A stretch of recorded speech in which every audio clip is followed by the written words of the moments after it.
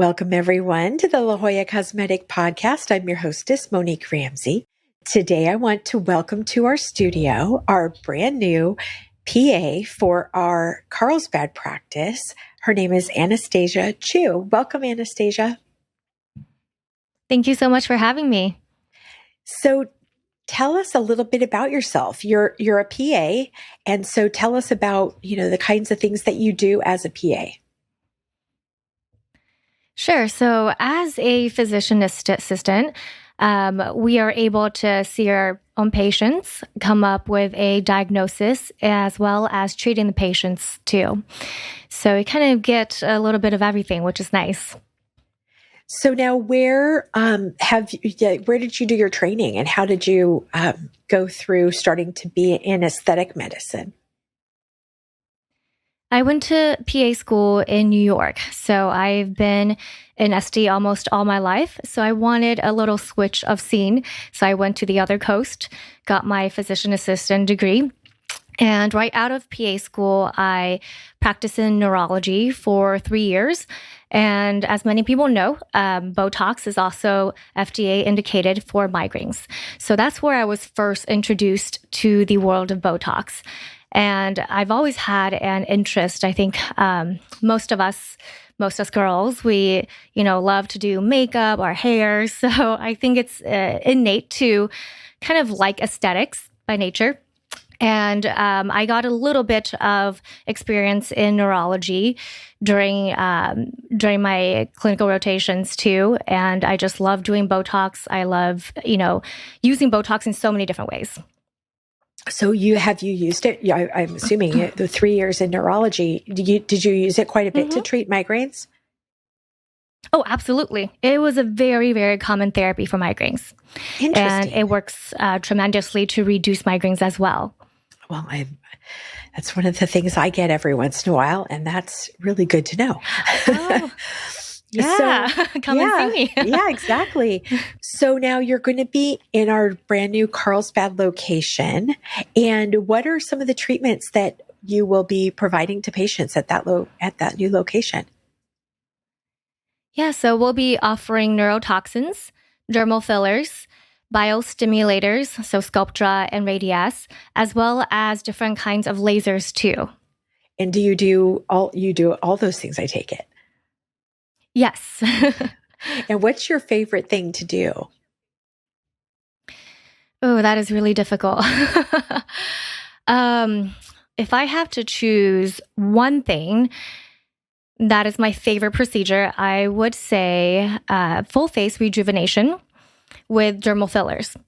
Just because as we mature, we age in so many different levels. What we see on the outside is just one part, but we are aging in the deeper layers as well. So when people come in and, they just want to address the wrinkle, around their lips, you kind of want to also see what is supporting the lips. So for example, the chin, the marionette shadows, you want to treat it as a whole instead of just looking at it individually. That way people can get the optimal results and kind of have an overall better look and satisfaction. Yeah, I think when you say, talking about just certain parts of the face, it makes me think of one of those Picasso paintings where there's like the eyes and the mouth and and it's not like all one congruent thing where the way that we see each other. And I think that's so true that you can't just pick out one spot and say, okay, this is going to make everything better, that it sort of has to be a plan to address the whole face. And, kind of like you say, there's different layers and different structures and how to kind of come at that, which I think probably takes a lot of creativity, right? I mean, do you find yourself, have you always been a creative person? There is actually a lot of medicine and science and aesthetics that, not a lot of us talk about because we see the before and after, we see the great results, but there is so much science involved in aesthetics. So luckily, I don't have to be too creative because I never grew up, into painting or drawing or anything, but I've always loved science, logical mathematics, things like that. So when it comes to the face, we talk about facial balancing, facial symmetry, and there is a lot of ratios behind it too, to make people's face look more aesthetically pleasing. There's certain ratios, that certain balance or proportions that we try to go after. Yeah, I've seen that chart, and I can't remember what it's called. Is it the golden ratio, or there's something? Yes. Is that what it is? Yes. I think maybe Hannah can find that for us and put it in the show notes. But really, where can you give us an example of what what those ratios are? So, for example, when we look at the face vertically, your forehead and into between your eyebrows should be 1/3, and that should be equal distance between the eyebrows to the top of your nose, and that should be equal distance to your tip of the nose to the bottom of your chin. So, facial thirds. Oh, okay. I love that. So now, what made you decide to kind of be a PA? Like, what was that one thing? Did you see something or watch somebody work or experience something, or somebody in your family where you just said, you know what, this is what I want to do? Yeah, I've always known that I wanted to be in the medical field ever since I was little. I just didn't know the specific area in medicine that I want to be in until I had more experience. So growing up, I went to UCSD as undergrad, and they had a student organization for pre-PAs.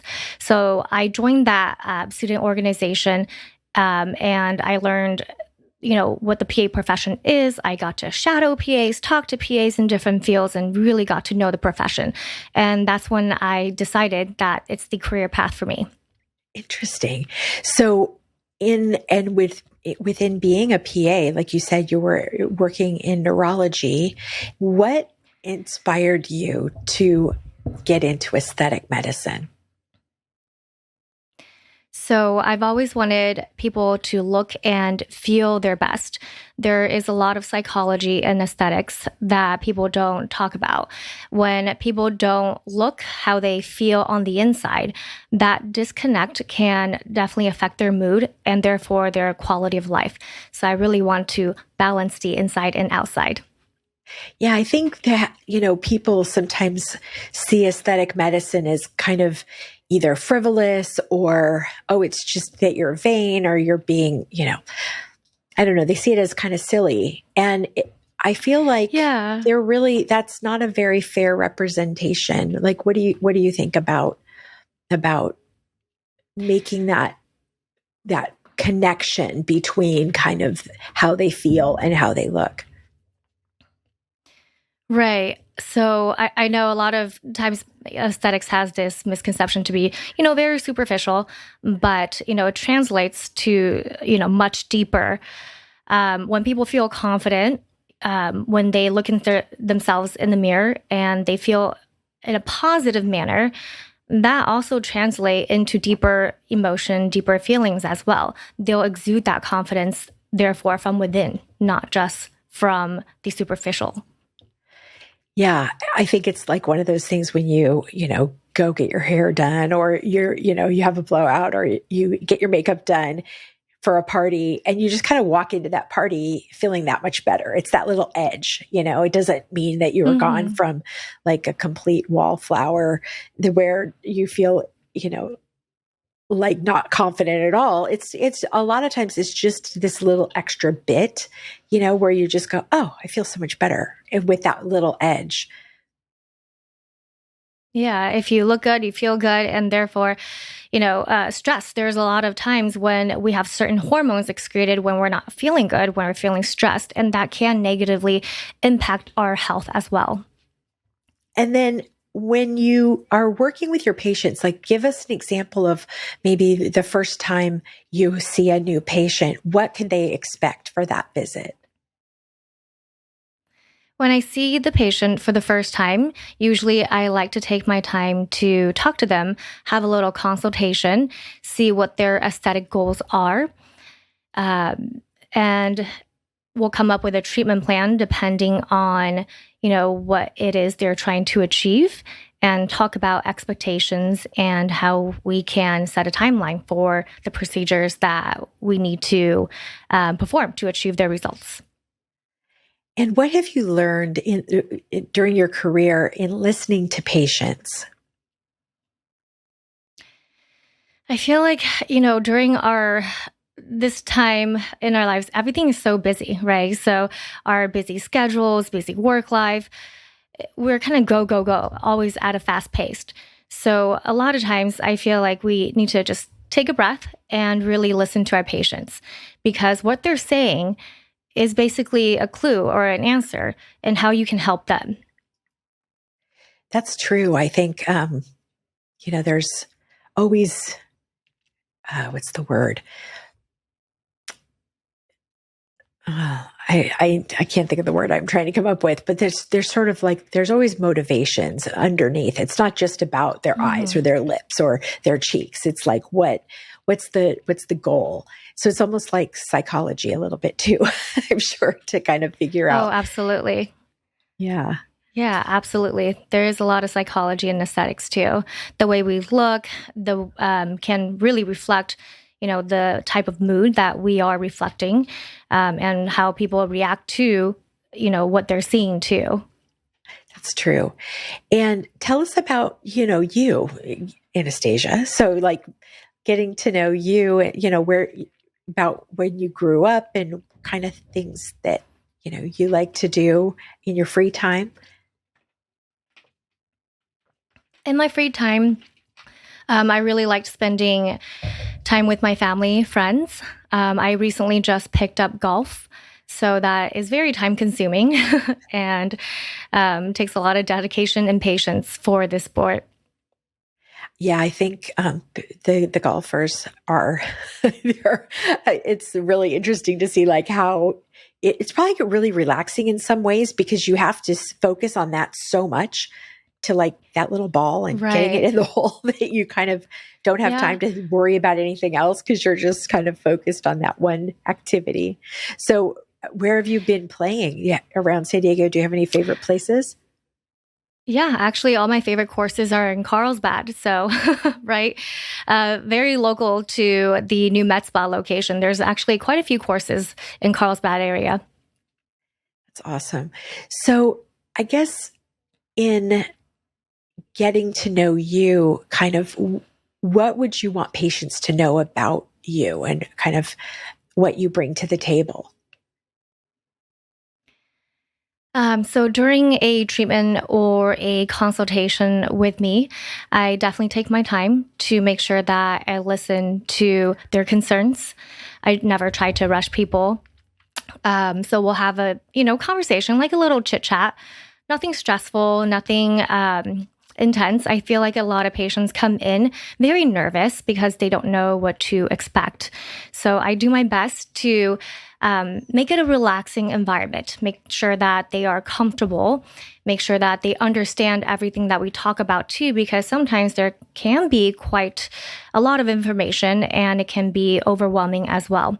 So I feel like the main thing that I can bring to the table is really educating patients and make sure that they are relaxed and feeling comfortable.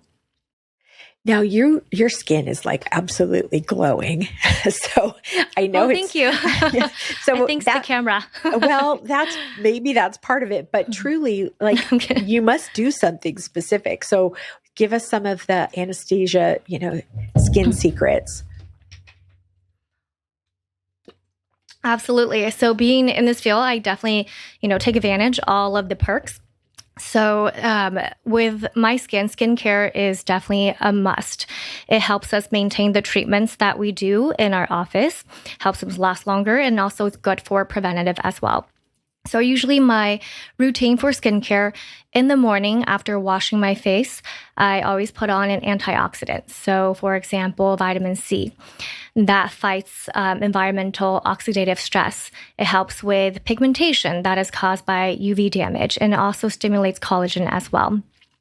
At nighttime, after washing my face, I use either retinol and I alternate that with stem cell at nighttime because retinol can be a very irritating ingredient. So it might be a little bit too much to use it every night. It can cause, skin peeling, redness, kind of uncomfortable feeling. A lot of patients, I feel like they buy retinol and they never use it because they use either too soon or too fast and cause these little reactions. So I try to alternate that with stem cell. Stem cell has growth factors that can stimulate collagen production as well. After age 30, we are all losing collagen more than we are building it. So we can definitely all need a little boost after 30. Yeah. So and I would think probably something, especially with your golfing, are you? Oh, sunscreen. Yes. That's a must have. Yeah. Yeah. Yes. Sunscreen is a must-have. Whether it's rain or shine, the UV light can penetrate through cloudy conditions as well. So anytime you're outdoors, I always wear sunscreen as part of my makeup routine. Reapplication after 2 hours is also very important too. So the SPF no longer is protecting your skin after 2 hours. They say if you don't reapply, you didn't apply. Oh. So even if you're working in an indoor condition, there can be, windows. If you're sitting next to a window, the UV light can still penetrate through as well. If you're driving, can definitely go through your window as well. And so anytime you're out and about, I always kind of carry my little travel SPF powder, which is very easy for reapplication. Do you use the Color Science powder? I heard that is a really good one. But I use Istin. What's it called? Istin, Isdin. Oh, Istin. Okay, I haven't heard of that one. Well, I know we sell Color Science. It's an all mineral based sun protection, and they're actually based in Carlsbad. They're a local company, so right down the road. That's amazing. But I think the thing about when you're saying, it's one thing if you're at the beach or you're hiking and somebody says reapply your sunscreen, okay, you'll do it. But like if you're at work and you have your makeup on, thinking about reapplying sunscreen is like the last thing you want to do. So any kind of powdered sun protection or UV protection, I think is a really good way to help people get from, thinking I don't want to mess up my makeup to having that protection. Now, do you also do like physical protection when you're golfing, hats and gloves and things like that? Yes, I wear golf as well as sometimes those sleeves. I don't know if you've seen it, that covers up your arm as well. They're very cooling, so it doesn't increase heat, and that can add additional SPF protection too. So with the chemical sunscreen or mineral sunscreen as well as a physical barrier. Yeah, I think especially in San Diego when there's such pretty weather most of the time, hiking or walks on the beach or bicycling or, golfing, like you say, or tennis, pickleball, all the things that we're out there doing.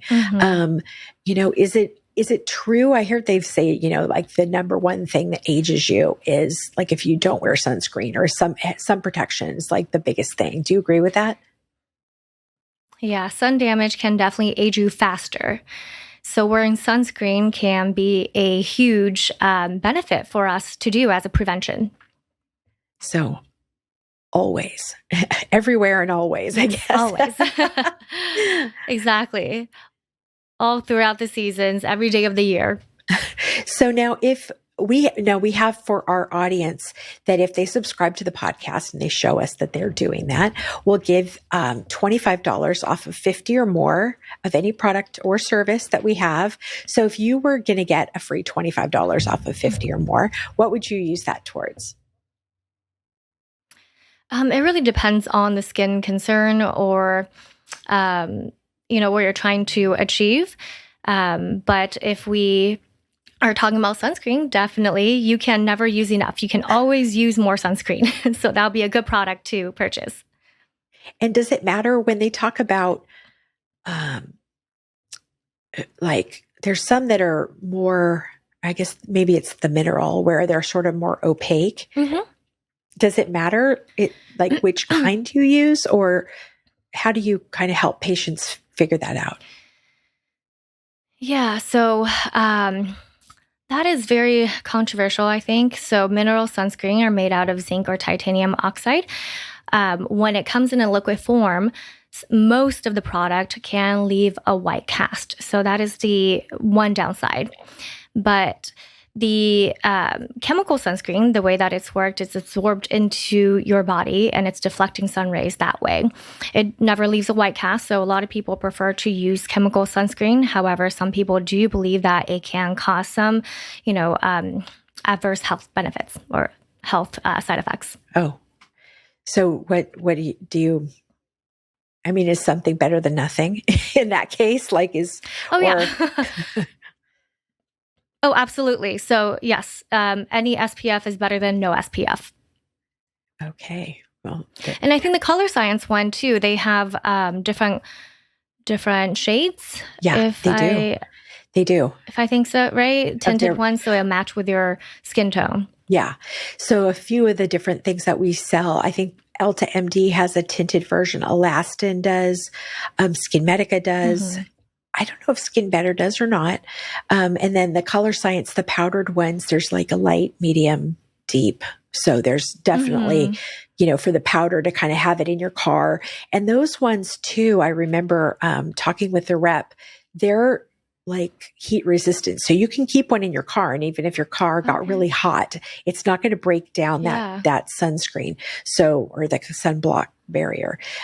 So, some people will have one in their car, one in their purse, one at home, and, just so you have it everywhere. So that's a good thing. Right. All right. And it also keeps you reminded too, right, to reapply. If you see it in your car, you'll remember to reapply. A lot of patients come in, actually, I see more hyperpigmentation on the left side, and that is your driving side. Yeah. Well, that makes sense. Yeah. Where your face is kind of that UV is magnified almost through the glass. And so, all right. Well, thank you so much. I think we covered all the questions and it's really exciting that we'll have you at the new office. And so are you going to be there full time? Yes, I'll be there Monday through Saturday. Awesome. Wow. You're going to be busy. I'm excited to get to meet you in person and thank you for, coming on the podcast on your first day in. We really appreciate it. And it's going to be exciting. We're really looking forward to, serving all the people in North County and having such great providers such as yourself on our team. Thank you so much, Monique. I really enjoyed talking to you. I look forward to meeting you in person. Take a screenshot of this podcast episode with your phone and show it at your consultation or appointment, or mention the promo code podcast to receive $25 off any service or product of $50 or more at La Jolla Cosmetic. La Jolla Cosmetic is located just off the I-5 San Diego freeway in the Zymed building on the Scripps Memorial Hospital campus. To learn more, go to ljcsc.com or follow the team on Instagram at ljcsc. The La Jolla Cosmetic Podcast is a production of The Axis, TheAxis.io.